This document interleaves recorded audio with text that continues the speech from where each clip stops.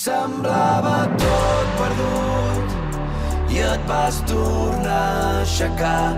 La teva actitud és qui escriu el teu demà. Has sobreviscut, tot està per començar. Tornes a notar que ningú et podrà aturar.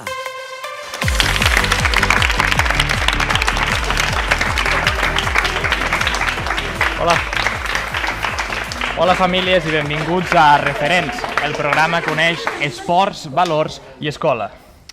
El meu company Pau i jo mateixa, Laura, serem els encarregats de conduir aquest espai. I ho farem des del centre Ilerna, on avui rebem la visita de l'Escola Santa Maria de Gardeny i del Club Vòlei Balàfia. Amb ells encetem temporada, així que anem a conèixer-los una mica. Som-hi! L'Eva Bobet és professora a l'aula d'acollida de l'Escola Santa Maria de Gardeny. El que més li agrada d'ensenyar català és ajudar els infants oferint també espais tranquils. La Vanessa Ortega és la presidenta del club i responsable de màrqueting, comunicació i patrocinis del club. El que més la satisfà és tirar endavant projectes esportius motivadors i gratificar tant jugadors del club com les seves famílies. L'Eva de petita feia patinatge artístic i ara és entrenadora al Lleida Patinatge Club Esportiu. Considera que els valors més importants en aquest esport són la constància i la disciplina. La Vanessa de petita practicava gimnàstica rítmica. Ha après que els resultats no són fruit de la sort, sinó gràcies al sacrifici, treball i compromís. A l'Eva l'entusiasma veure l'equip de l'hoquei de Lleida. No es pot perdre un partit de futbol del Barça contra el Madrid. I la Vanessa segueix tota l'actualitat esportiva de Lleida. Per descomptat, mai es perd cap partit del vòlei Balàfia i també és aficionada al club de bàsquet local i del Barça. Vanessa, Eva, benvingudes a aquest primer capítol de Referents. Avui arranca aquest programa, que és la tercera part d'un meravellós projecte de Fem Base, amb el suport de l'Ajuntament de Lleida, d'Ilerna i de Plusfresc. Un projecte que compta amb més de 500 alumnes dels diferents centres de Lleida i amb els 8 grans clubs de la ciutat. Avui parlarem de moltes coses. Parlarem d'esports, parlarem de valors i també parlarem d'educació. Primer vull començar per tu, Vanessa. Quins creus que són els valors que poden aprendre aquests nens que ens visiten avui o els nens de Lleida amb el voleibol? Crec que projectes com el de Referents ens fan també adonar-nos que a vegades passen per alt, moltes vegades les petites coses del dia a dia del que passa a les escoles, del que passa amb els nens i les nenes, no? I crec que l'esport és un canal idoni perquè els nens sàpiguin del que va la vida realment, no? Que és el sacrifici, l'esforç, buscar els teus objectius a la vida, no? I crec que l'esport això ho reflecteix molt bé. I passant del pavelló a les aules, Eva, quins d'aquests valors que ha mencionat la Vanessa destacaries que també s'han d'introduir en l'educació i feu servir al vostre centre? Per mi, valors és tot allò que ens fa bé. Tot allò que és positiu i és bo per les persones és un valor. La constància, la perseverància, el respecte als alumnes, el respecte a les instal·lacions, no? Als llocs on estem, no? Tot això és positiu. Tot el que és positiu per a una persona és un valor. I a l'escola i a l'esport, doncs això hi és present. Doncs precisament, fusionant aquests dos mons, fa uns dies, els nens de l'Escola de Santa Maria de Gardeny van visitar les instal·lacions del Club Vòlei Balàfia, on van conèixer alguns dels jugadors més destacats. Veiem-ho. Me llamo Jesús Montero y actualmente estoy jugando en el Rodi Balàfia Volley de aquí de Lleida. El proyecto Reference creo que es un proyecto muy ambicioso y muy emotivo para los niños, porque puede fomentar muchos valores que en la escuela o fuera de la sociedad no se le inculcan, la verdad. Creo que puede ser motivador para ellos, para perseguir sus sueños y creer en ellos mismos. Personalmente yo me he sentido muy a gusto hoy hablando con ellos porque les he transmitido mi historia y creo que puede ser muy bonito y muy emotivo para ellos. Mi nombre es Joaquín Carámbula, soy de Uruguay, juego para el Balàfia Volley. En cuanto al proyecto, me parece una gran idea. Creo que el tema de los valores y todo lo que transmite el deporte, a mí que he estado en el deporte toda la vida, creo que es lo más lindo que tengo y que he aprendido. Entonces, poder transmitir también a los chicos nuestras vivencias, lo que significa todo este tema de los valores, me parece extraordinario. A veure, anem a preguntar per aquí a la Sephora mateix què li va semblar aquesta visita que veu fer al vòlei Balàfia. Explica'm una mica. Me gustó mucho jugar con los jugadores. Al final veu jugar amb els jugadors a vòlei i us van explicar una mica la seva experiència a la vida, l'aprenentatge, no?, que han tingut, la superació. Algun valor d'aquests et va cridar l'atenció? No? Bueno. Bueno, ja veiem que va ser una visita prou profitosa. I si parlem una mica més de vosaltres, Vanessa, m'agradaria que m'expliquessis què vol dir el lema Voleibolitza't.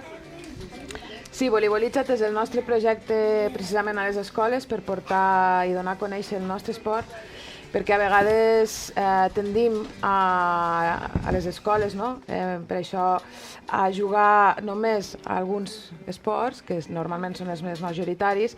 El que passa que a mi no m'agrada parlar d'esports majoritaris i minoritaris, sinó dels que són potser més visibles als mitjans de comunicació i els que no, perquè el voleibol és un esport que actualment a Catalunya té 11.000 llicències, per tant ja no és un esport minoritari, està per sobre de l'handbol, per exemple. I crec que el projecte Voleibolitza't el que fa és donar a conèixer precisament als nens i les nenes un esport que potser se'ls ha passat per davant, i si no el practiquen i si no l'han vist, no es veu a la televisió, i crec que això és bo que els nens també ho coneguin. Però no només en el nostre esport, jo crec que les escoles havien de fer realment multiesports perquè tots els nens provessin diferents disciplines i poguessin saber què és el que més li agrada. El voleibol és un esport que no és de contacte, per tant atrau molt, i amb la pandèmia es va emetre una sèrie que es diu Haikyuu, que no sé si els nens i les nenes l'han pogut veure a la tele, i això també ha fet créixer molt el voleibol a Catalunya. I parlaves de que és important de que els nens coneguin aquest esport, el voleibol. Què creus que els hi pot aportar de cara a la seva vida, de cara a relacionar-se amb els demés? El que deia és que el voleibol és un esport que no és de contacte i, per tant, a priori és un esport molt elegant.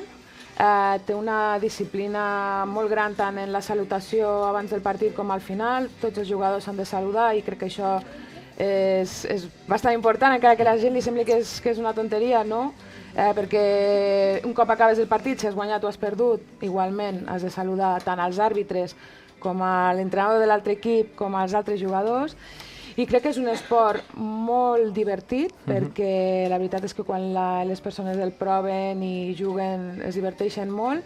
Tot i així és un esport molt tècnic que requereix molta disciplina, és veritat, però com tots els esports, no? I crec que per això és molt atractiu per als nens i les nenes, sobretot perquè no hi ha contacte. I m'agradaria repescar una frase que teniu a la vostra pàgina web que diu: un equip no és un grup de persones que treballen juntes, un equip és un grup de persones que confien les unes en les altres. Una frase de l'escriptor Simon Sinek.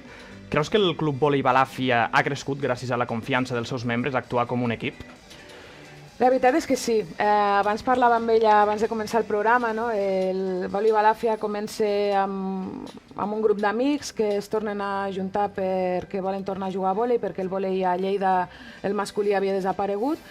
I crec que una suma de factors i també la confiança entre les persones que vam començar amb aquell projecte que realment no sabíem molt bé cap a on aniríem i on acabaria, doncs la confiança i l'amistat d'aquestes persones va fer que aquest projecte explosionés fins on som ara, que tenim gairebé 150 jugadors i jugadores, que som un referent i per això estem aquí, i que el partit de dissabte a casa contra el líder van posar gairebé 500 persones i per tant això vol dir que la gent de Lleida li agrada el vòlei i que vol veure vòlei.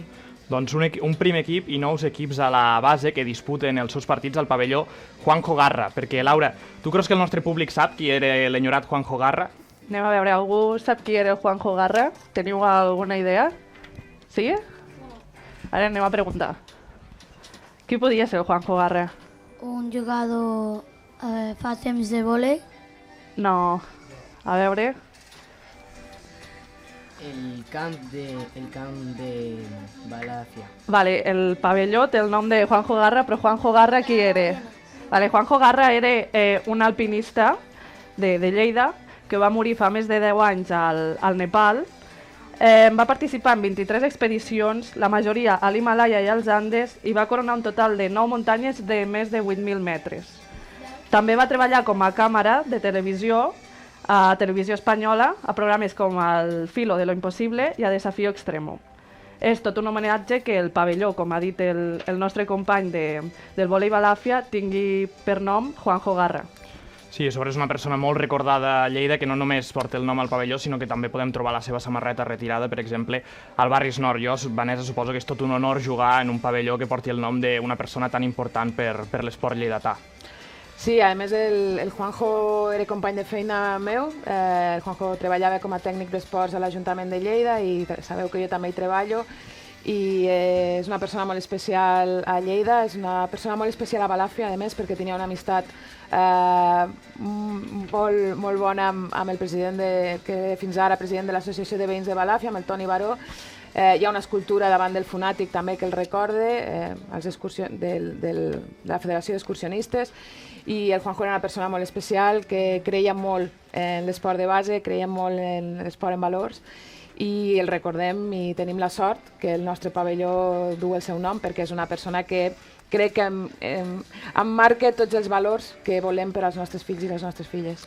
I com dèiem abans, l'Escola Santa Maria de Gardeny va visitar precisament el pavelló Juanjo Garra, i ara vaig amb tu, Eva. L'escola vostra és considerada un centre d'alta complexitat. Què ens podries explicar què vol dir això perquè ho puguem entendre? L'escola Santa Maria de Gardeny està situada al barri de la Mariola de Lleida i és una escola que compta amb més de 270 alumnes, s'imparteix des d'I3 fins a 6è de primària, i és una escola en la qual podem trobar alumnes de gairebé 20 nacionalitats diferents. És una escola plurilingüe, es parlen molts idiomes, tenim alumnes gairebé de tots els continents, i és una escola en la qual treballem l'empatia, busquem l'acolliment per tots aquests alumnes, per crear aquests climes de convivència que són tan necessaris a la nostra societat. Igual que amb la Vanessa, també m'agradaria preguntar-te per un lema que hem trobat a la vostra pàgina web, que és el teu futur, el nostre projecte. Ens podries explicar una mica més què vol dir aquesta frase? La nostra escola seguim un projecte d'enfocament restauratiu que està basat en la resolució dels conflictes, treballant especialment l'escolta activa, empàtica amb els alumnes, escoltant els alumnes, que siguin ells els protagonistes de les escenes, i tot això ens està portant cap a una millora de la convivència a la nostra escola. I també per treballar la convivència suposo que necessiteu l'ajuda i treballar com un equip amb les famílies dels alumnes. Ens podries explicar una mica més com és la vostra comunitat educativa i com treballeu aquesta confiança, aquest fer equip?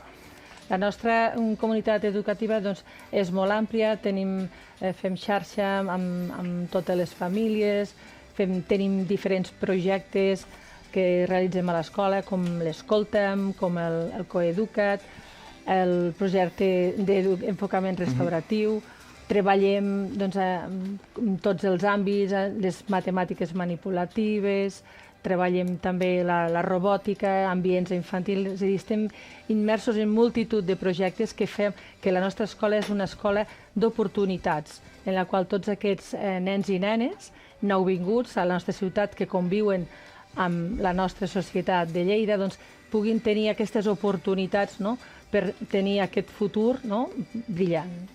I en el teu cas treballes a l'aula d'acollida. Ens podries explicar una mica quines iniciatives es prenen amb aquesta aula o fer-nos 5 cèntims de la importància de tenir aquestes aules?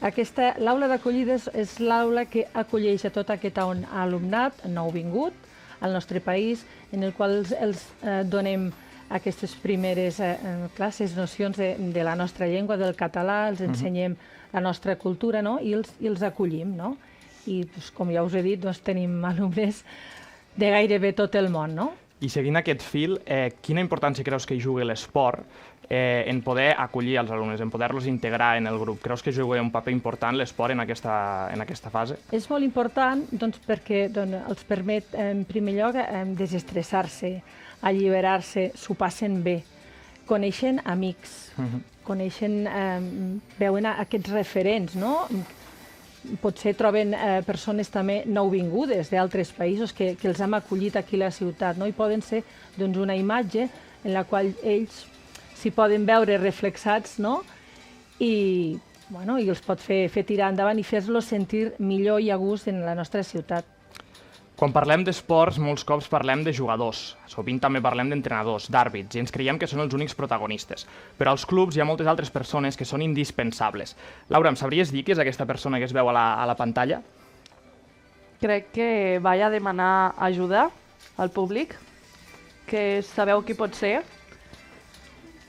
Algú me vol ajudar? A veure. Com te dius? Josep. Com, perdó? Josep. Molt bé, qui pot ser? Una jugadora, una àrbitre, una entrenadora. Una entrenadora pot ser? Pot ser millor que ens ho A veure. expliqui la Vanessa, qui és aquesta persona. A veure si l'encerto. A veure, el teu nom? Una presidenta. Una presidenta? La presidenta la tenim aquí, Però jo, si vol, també li dono el testimoni, A veure, Vanessa, A veure. explica'ns qui és aquesta persona. Ella és la Paqui, és una persona que és la mare de tots. Ella és la delegada del primer equip, és metgessa, ens ajuda també amb tot el que passa al club, a vegades de malalties, de lesions.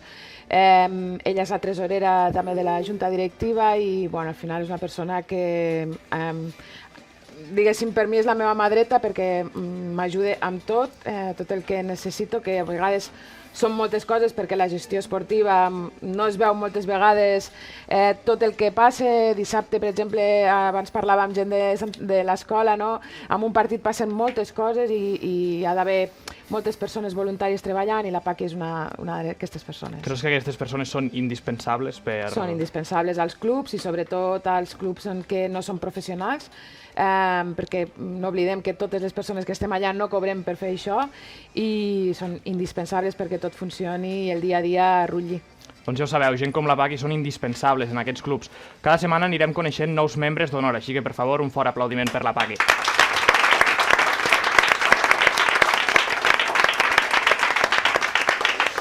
Bé, ara toca jugar una mica també, toca que el públic participi. Mireu, en algun lloc d'aquest plató s'ha amagat un objecte a sota la cadira, a veure qui el pot trobar.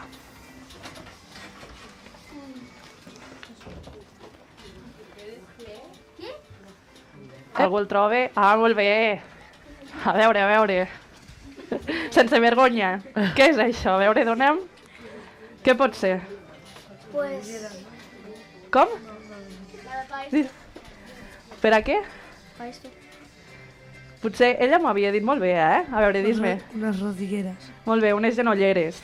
Molt bé. Vanessa, explica'ns per què heu seleccionat aquest objecte per Perquè quan m'heu demanat un objecte per amagar, clar, si amaguem una pilota és com a molt evident i perquè els nens i les nenes i la gent sàpigui que les genolleres formen part una mica de la vestimenta que porten els jugadors i les jugadores quan juguen a vòlei, perquè sobretot quan fas defenses i et tires al terra és necessari, tot i que actualment tenim la sort que tenim pavellons en què es pot jugar i no et fas tan mal, però no fa tants anys es jugava als patis, es jugava al carrer i llavors era necessari. I què creus que simbolitza aquest objecte?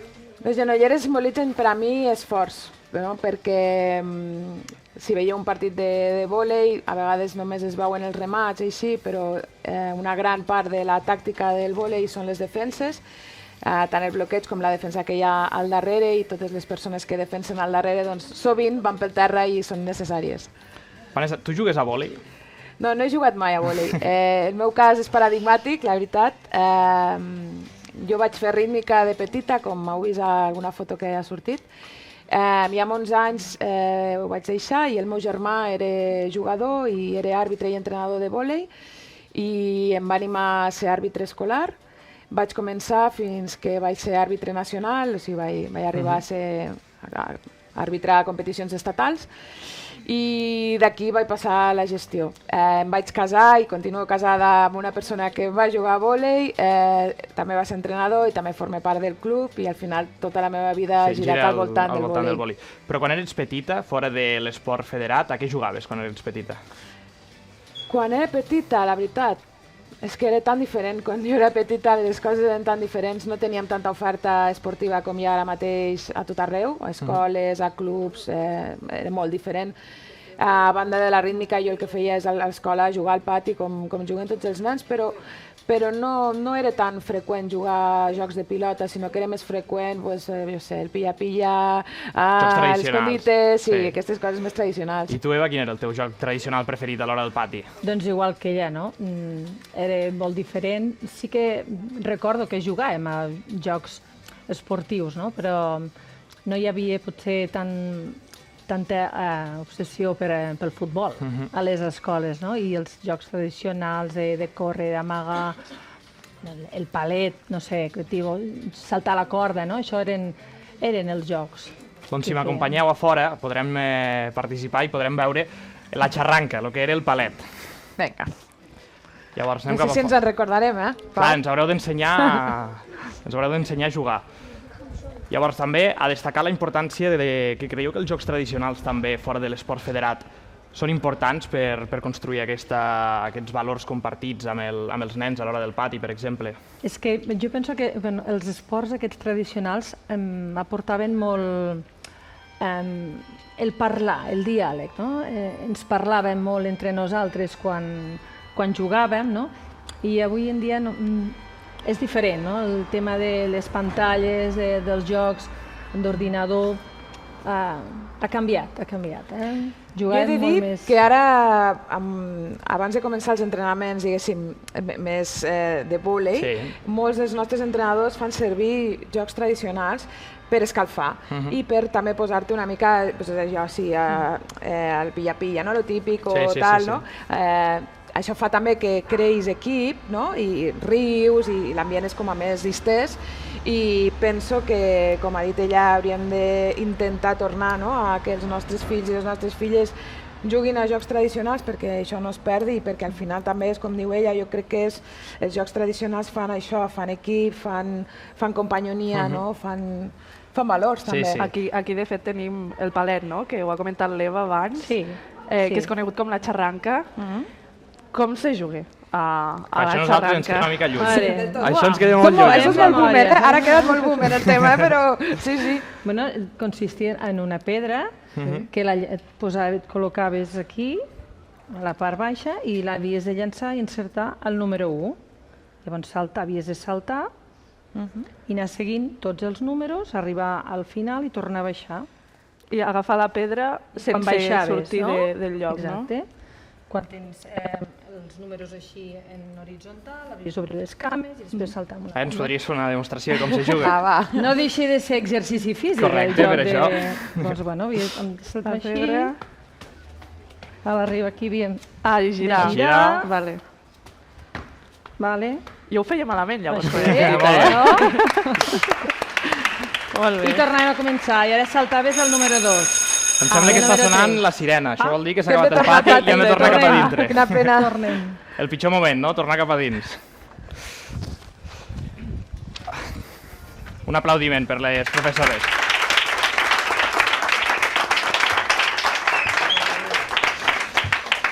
I parlant de patis, fa uns dies l'Escola de Santa Maria de Gardeny va gaudir d'un pati molt especial, el pati de valors.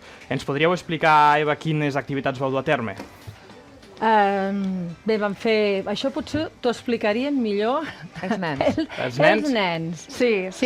Que són els que ho van fer. Doncs sí. Anem a veure per aquí qui em vol parlar del dia que vam vindre al pati a jugar. El Youssef, que... A veure, seure aquí al teu cantó. Recordes el dia del pati de valors, els jocs que vau fer? Sí, jocs ordenat del més alt al més petit sense parlar. Molt bé, aquest va ser un joc. Ordenant-nos amb edats, que aquest joc sí podíem parlar, però al final l'hem fet molt bé. Sí? Què és el que te va cridar l'atenció del pati de valors? Què vas aprendre? Que sense hablar, que es pot comunicar sense parlar. Molt bé, a través dels jocs, no? Sí. I recordes que vau tindre una visita molt especial? Sí? Qui era? El Pingu. El Pingu, no?